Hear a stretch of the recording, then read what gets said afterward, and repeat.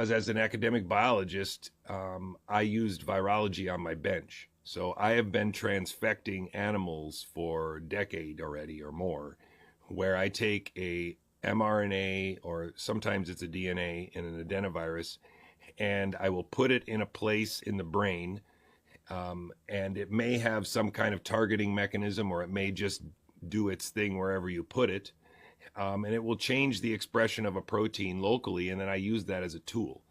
It could be a label, it could be a switch, a control mechanism, it could be an on switch or an off switch. There's lots of different things that you can now do with that if I just speak in general terms.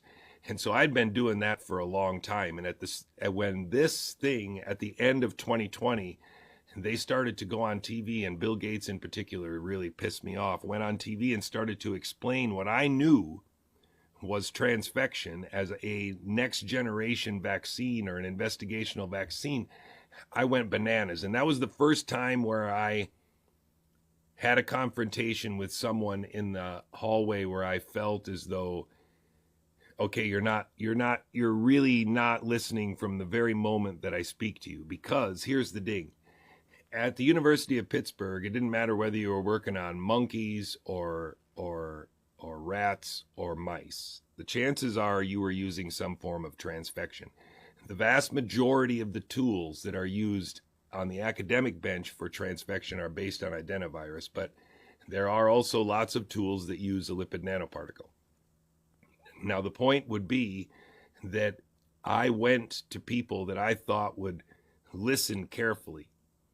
And I said that, look, they just went on TV and they explained what we use on our bench, what we buy from our suppliers. They described it as an investigational vaccine, but it's not any different. In fact, the Johnson & Johnson one is an adenovirus, and it's one of the adenoviruses that we use in our labs. It's number 25. What are we doing here? Are we really going to not speak out? And most of them would not say, they would just say, it's not, I don't know. I mean, it's my expertise.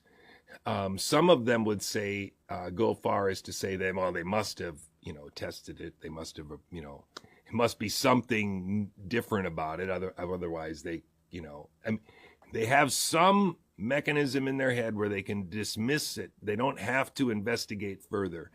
And after a while, I got really exasperated because they were starting to roll it out in old people. And I'm just like, hey, healthy old people are now being transfected. What exactly are we doing here? I mean, and they rolled out adenovirus first, and I was trying to argue that adenovirus